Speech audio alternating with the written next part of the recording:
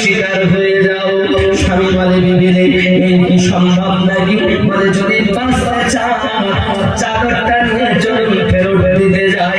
স্বামী আর স্ত্রী রাখতে চাদরটা নিয়ে বার হয়েছি, সারা রাস্তায় কোনো আলো জ্বালানো হয়নি, চাদরের আলোতে রাস্তা দেখা যায়।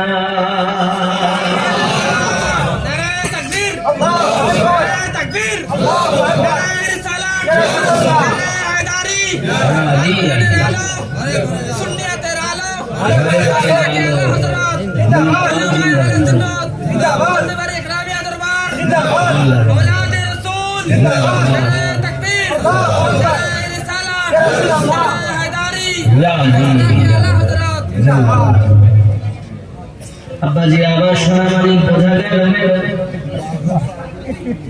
দরজার সম্মুখে হাজির হয় আলী। একবার কি দয়া করে বলবেন চাদর থেকে এত আলো কেন আরো হয়? চাদর আমাদেরকে বাঁচিয়ে দিন, হয়তো আমরা গজবের শিকার হবো, কারণ আমরা যা পাপি এই চাদরের সম্মান রক্ষা করতে পারবো না। আপনার কাছে আমার অনুরোধ জলদি করে নেন।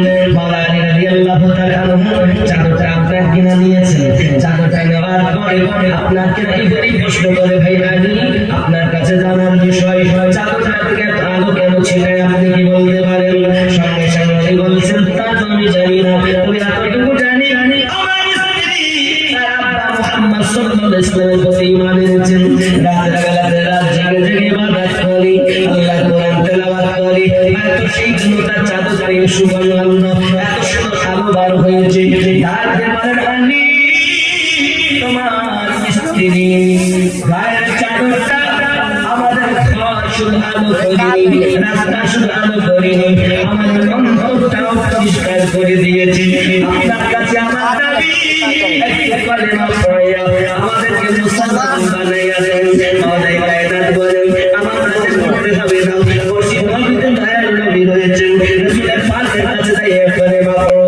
সোনামানি কেরাম স্বামী আর স্ত্রী ছুটে ছুটে মসজিদ নবীতে যাও। আল্লাহ রাসূলকে বলে ইয়া রাসূলুল্লাহ ইয়া হাবিবাল্লাহ আমরা এসেছি দূর থেকে কষ্ট করে, যদি একবার আপনার কদমে হাজির বলে বাপ আপন করে সরকার আলা হযরত পাক में है बच्चा बच्चा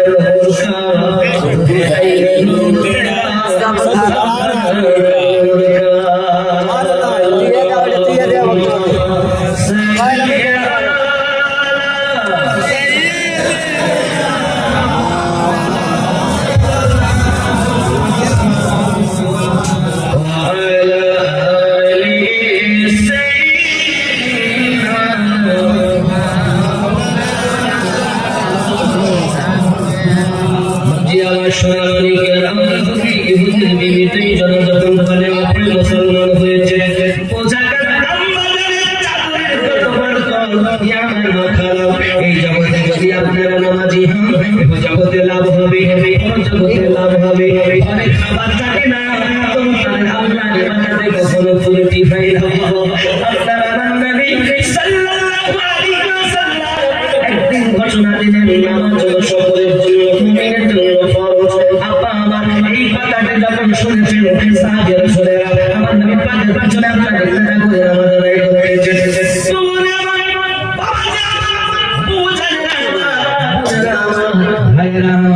সুরাইকে দিই এমনি করে রাসূলের পাকের কাছে হাজির হয়েছে।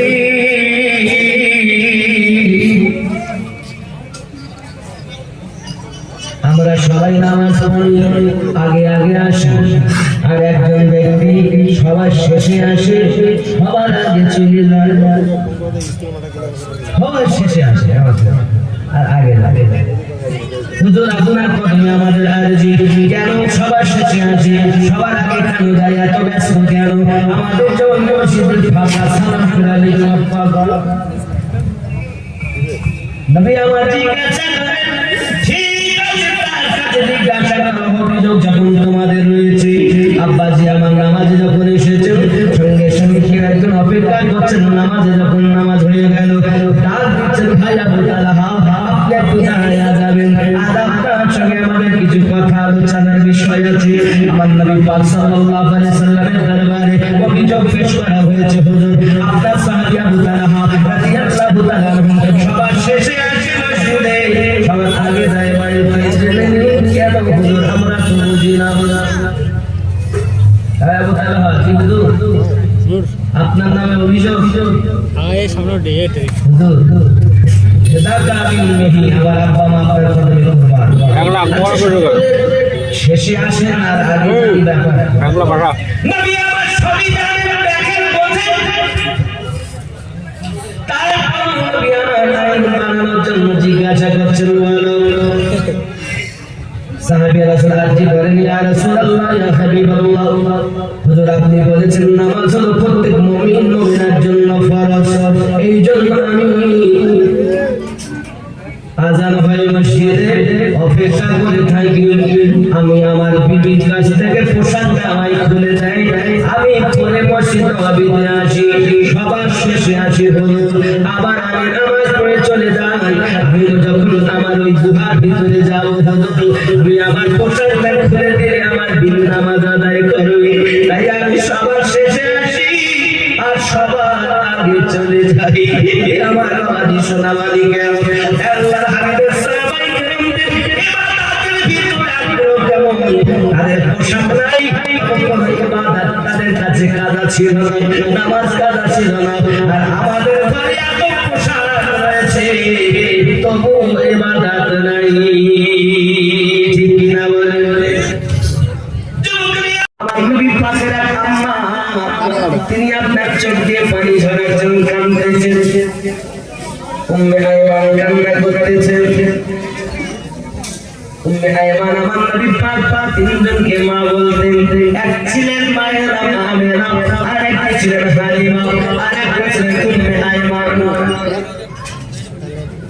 খেয়াল করে নবী সাল্লাল্লাহু আলাইহি ওয়াসাল্লাম চোখ দিয়ে আপনার আম্মা জানে চোখ দিয়ে পানি পড়া দেখতেছেন, নবী বলতেছেন কেন কাঁদো মা? এই জন্য কাঁদি গো মুস্তাফা খাদিজাতুল কুবরা সালামুল্লাহি আলাইহার মনে কত আশা ছিল ফাতেমার বিবাহ নিজ হাতে দেবে। শুধু তাই নয় গো বন্ধু, বিবাহ হয়ে গেল, অনেক কথা সামান্য দিলেন কি জানেন? একটা জানা দিয়েছেন, নামাজের পার্টি দিয়েছেন, আর এখন নামাজ পাঠিলে এখন আগে চাই টিভি, আগে চাই আর মোটর সাইকেল, নইলে বুলেট, এখন টিভি নিয়ে যায় কেন? টিভি দরকার নাই, ভালো দামি একটা মোবাইল বেরিয়ে হবে। এই সময় আমি খাতুনে জান্নাত ফাতেমা জোহরা সালামুল্লাহি আলাইহা স্বামীর ঘরে যাওয়া, বাবা আমার অনেক কথাই না আপনাদের বলি, কিন্তু সংক্ষিপ্ত আমি খাতুনে জান্নাতের ঘটনার দিকে আরো এগিয়ে যাই।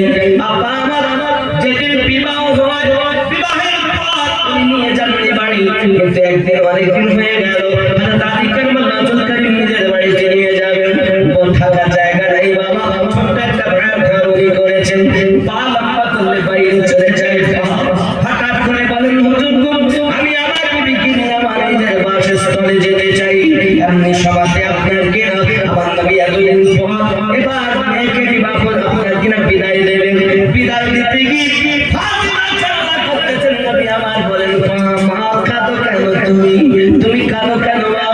একটাই কারণে কাঁদি, আমার আম্মা আমাকে বলেছিলেন ফাতেমা যখন তোমার বিবাহ হবে আমি খাদিজা তোমার সঙ্গে যাবো, তোমাকে যুক্তি পরামর্শ দেব।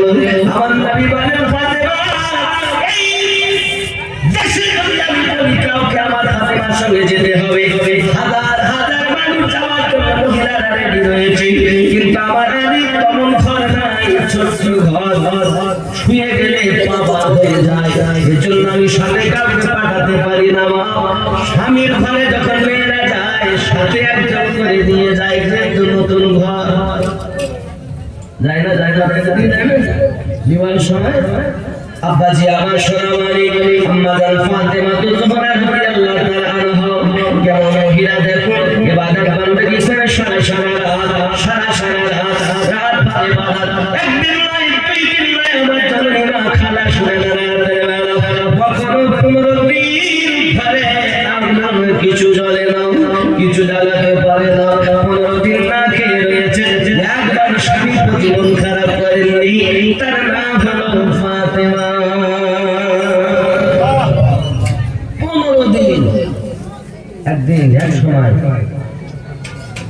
বাড়িতে খাবার নাই, বাবা খুব ক্ষুধার্ত হালাল। এমনি করে আপনার স্বামীকে বলেছেন, আমার স্বামী যান একটুখানি আমার চাদরটা নিয়ে আপনি চলে যান বাজারে বিক্রি করুন। হযরত আলী রাদিয়াল্লাহু তাআলা আনহু খাতুনে জান্নাতের চাদর মোবারক নিয়ে চললেন বাজারে বিক্রি করার জন্য।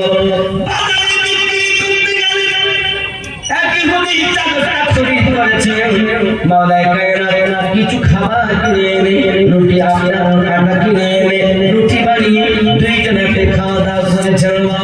হঠাৎ করে ভোরবেলাতে ওই ইহুদি আর তার বিবি এসে হাজির। বিষয়টা কি, কেন তোমরা এসেছো? স্বামী আর স্ত্রীর কথা শুনুন, ইহুদিদের কথা। বাবাজি ইহুদি যখন চাদরটা আমি কিনে বাড়িতে রেখে দিয়েছি, আমার বিবির সঙ্গে আমি কিছু বলিনি। আমার বিবি রাতের গভীরে আমার বিবি যখন ঘুম ভেঙে গেল, ঘরে আলো দেখে আমাকে ডেকে ঘুম থেকে তুলেছি। কি ব্যাপার, ওই ঘরটাতে আলো জ্বলছে কেন? আমি সঙ্গে সঙ্গে বললাম, আমার বিবি বলতে তোমায় ভুলে গেছি, চাদরটা আমার খাতুনে জান্নাতের চাদর আমার কাছ থেকে খরিদ করেছি। বুঝেছি রহমতের চাদর, বরকতের চাদর, এই জন্য এত আলো অন্ধকার ঘরে আলো করে রেখেছি। ও আমার স্বামী, আমি শুনেছি এলাকার মহিলাদের কাছে নবীর কন্যা ফাতেমা এত সুন্দরী মহিলা, যার ইবাদতের তুলনা হয় না, যার মতো মহিলা আর জগতে পাওয়া যায় না। আমার শোনা আছে চার চাদর থেকে এত সুন্দর আলো বার হয়, তার ইজ্জত রক্ষা করতে পারবো না। চলে যান, চাদরটা নিয়ে ফেরত দিয়ে আসুন, নইলে হয়তো আমরা গজবের শিকার হয়ে যাও। স্বামী বলে, বিবি রে, এই কি সম্ভব নাকি? বলে, যদি বাঁচতে চাও চাদরটা নিয়ে চলুন ফেরত দিতে যাই। স্বামী আর স্ত্রী চাদরটা নিয়ে বার হয়েছি, সারা রাস্তায় কোনো আলো জ্বালাতে হয়নি, চাদরের আলোতে রাস্তা দেখা যায়।